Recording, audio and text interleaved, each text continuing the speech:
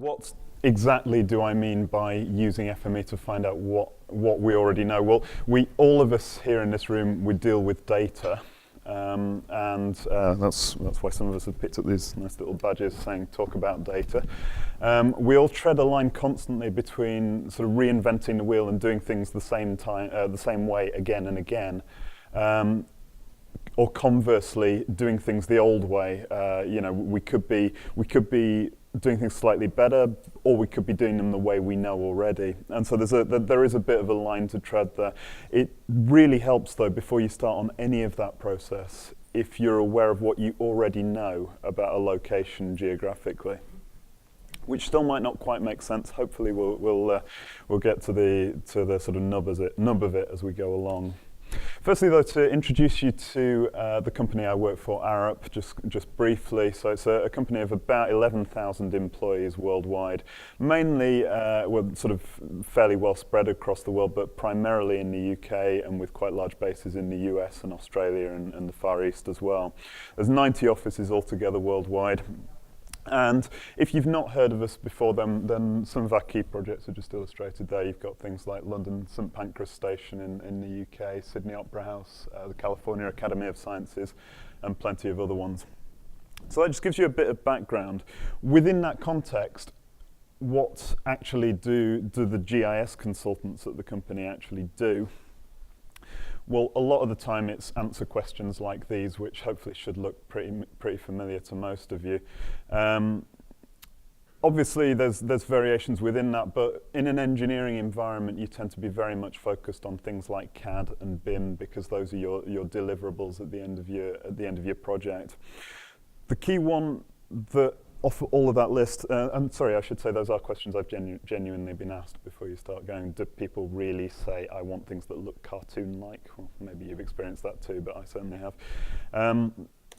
The key one that I'm going to talk about today, though, is number one. What do we already have for my particular project location? And that is a question I get asked about, at worst, every month, and often as often as every single day, to be honest. It comes up time and again. So what kind of things might we already know about a particular location geographically? Well, we might know about the base maps, the topography, the land ownership data. We might have things like site photos from previous projects. We might have survey data. We might have aerial imagery, boreholes, all sorts of other things that some of them might belong to previous projects. Some of them we may not actually be able to use, but as long as we know they exist, that's a good starting point. And I'll cover all of that as we go along. So normally finding out what sort of information you have for a previous project, as I'm sure you've all experienced, unless you have a defined process for how you do it, it's not very easy. Often it'll just be a case of someone remembering something completely out of the blue. Oh, I worked on a project on a building quite near yours. I remember we had this particular thing. Let's bring that in again. And then, as I say, there is this general question of can we actually reuse the data, and that does vary geographically. In North America, a lot of the time you can. In Europe, it varies. It's often licensed by client, and so you may or may not be able to. And I'm based currently in Singapore, as you probably heard from the introduction, and in Southeast Asia, often it's quite hard to share data between projects. And so we may not necessarily be able to reuse all of this data, but as I say, even just knowing that a client has data in this location is a good starting point. It gives you a good place to go, okay, we know you've got this information, let's make it available for this project. And then there's the general question of what you want to do with all the data once you've got it, and I will show you more of this later on, but the approach we took is what I've highlighted in bold.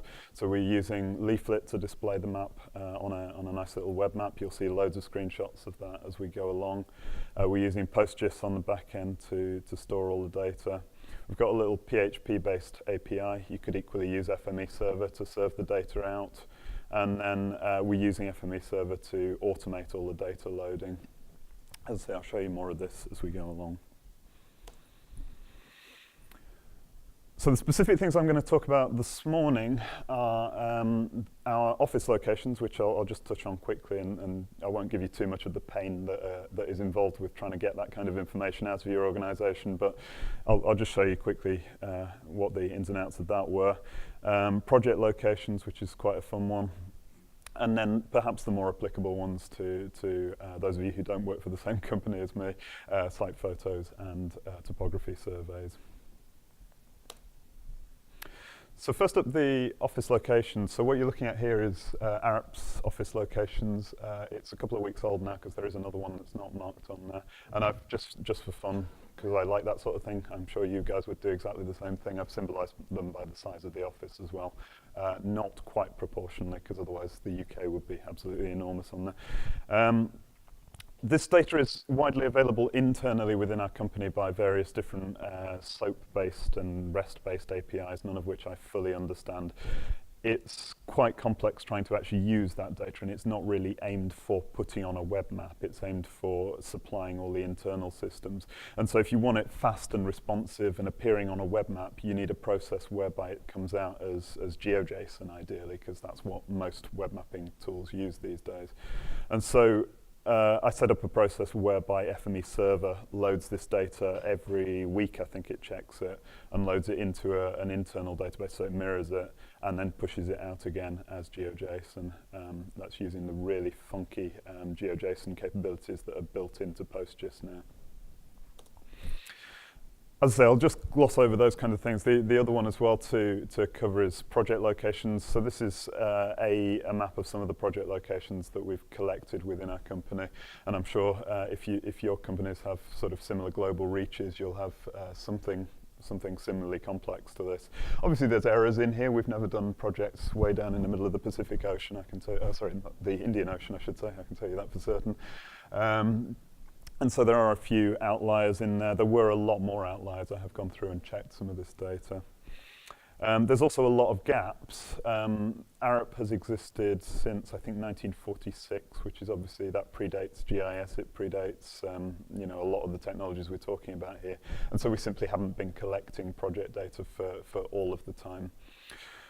However, I did have some fun on the project by sort of enriching the data, so weeding out some of the obvious errors, as I say, I talked about that, but then using a geocoding service to add project locations, where we've got the addresses already. What I thought we might do quickly is just take a brief sidestep out of PowerPoint, and I'll just show you what exactly the process for that is. So I think I want this workbench. Right, so you can see here a perfect example of how to annotate your workbench and how to make it immediately readable by everybody else.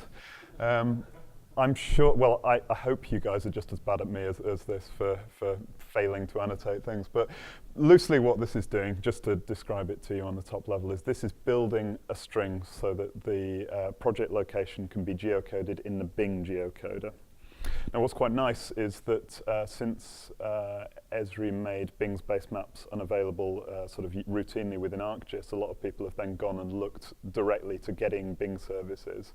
And that gives you the API to use Bing data, which also gives you the ability to use geocoded data completely for free and with licensing. So it's another geocoding service that is available to all of us, assuming you've gone down the same path that we have there.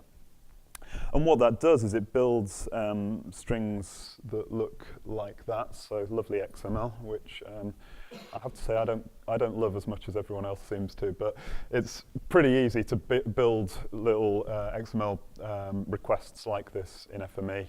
And at the moment, I haven't quite got the system to the stage yet where I would be automatically sending this off as a request to Bing and getting back the geocode result within FME.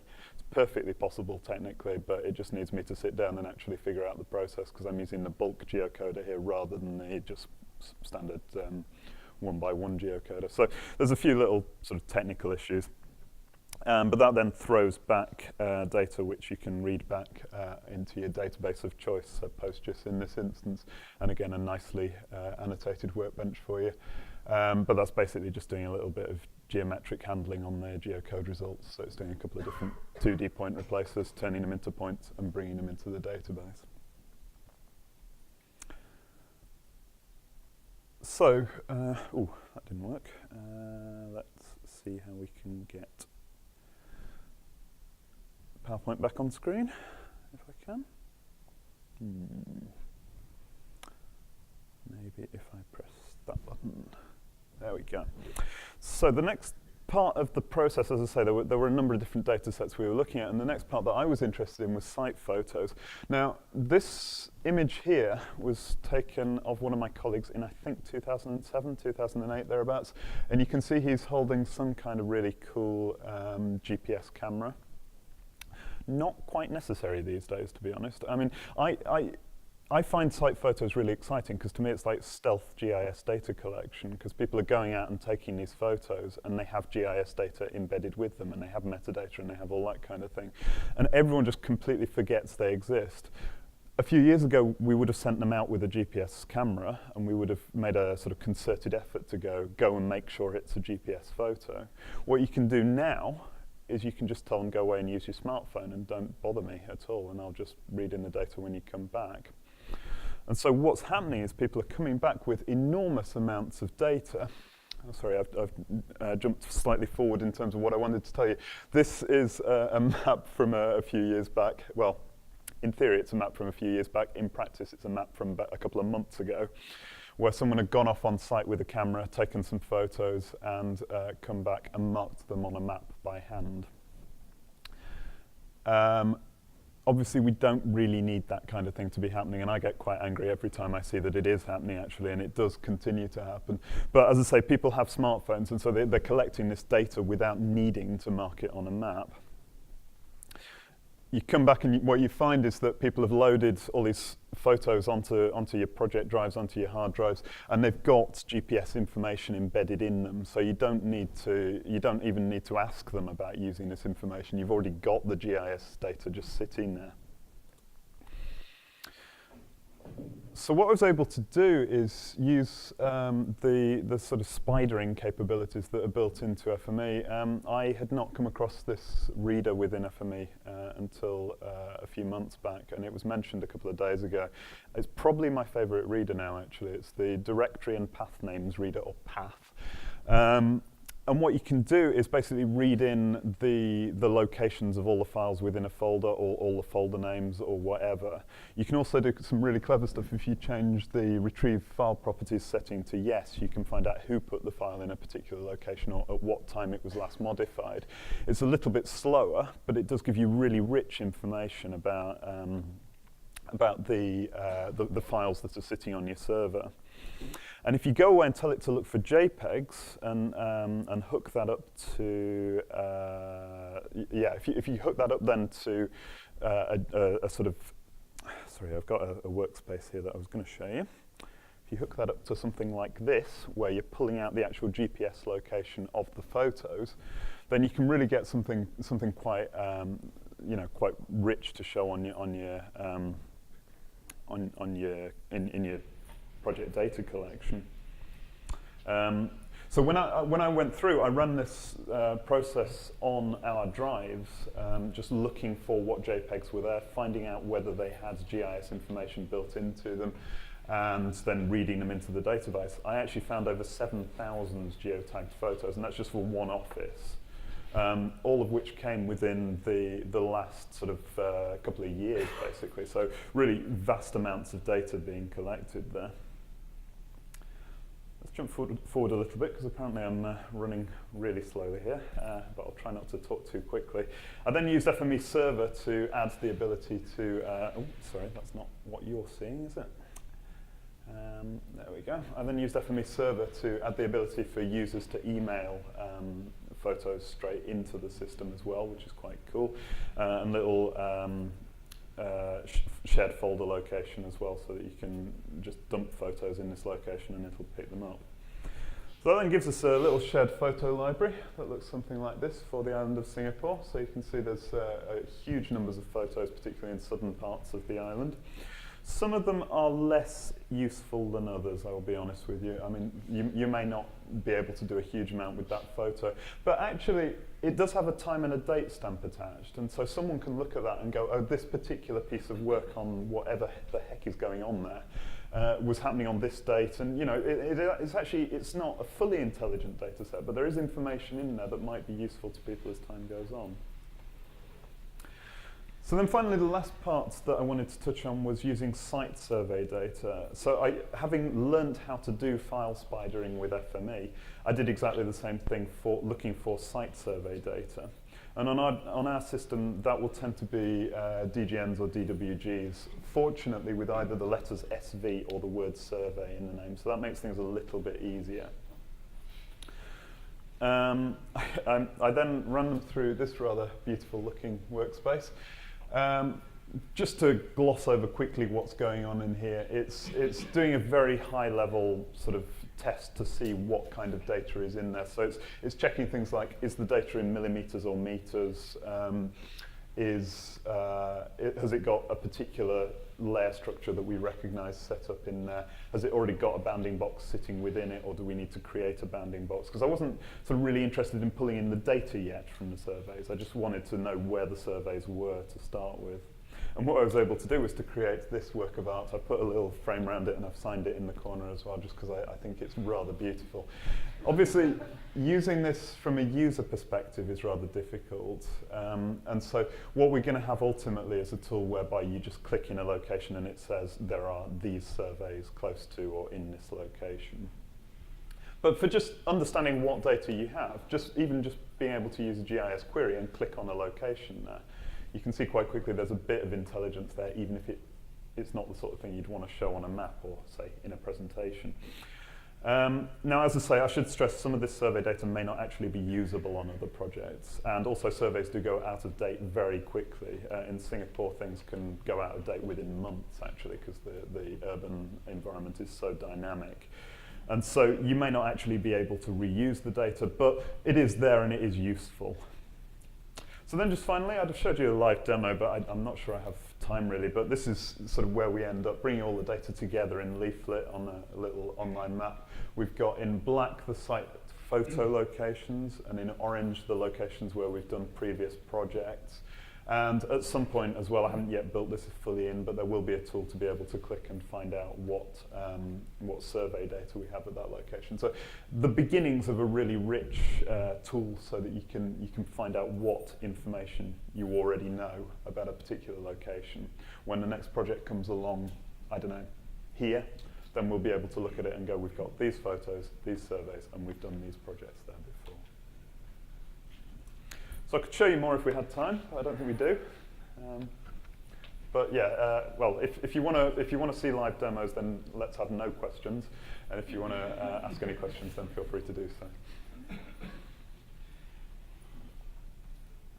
Thanks. With that, I think we'll just quickly ask, is there any questions right now? Because we could get Roland to continue with the live demo, if preferable. Is there any questions?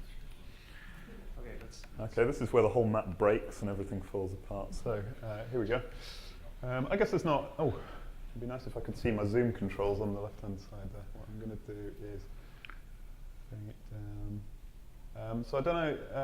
I would hope a lot of you are using Leaflet already. I'm seeing a few nods. That's good.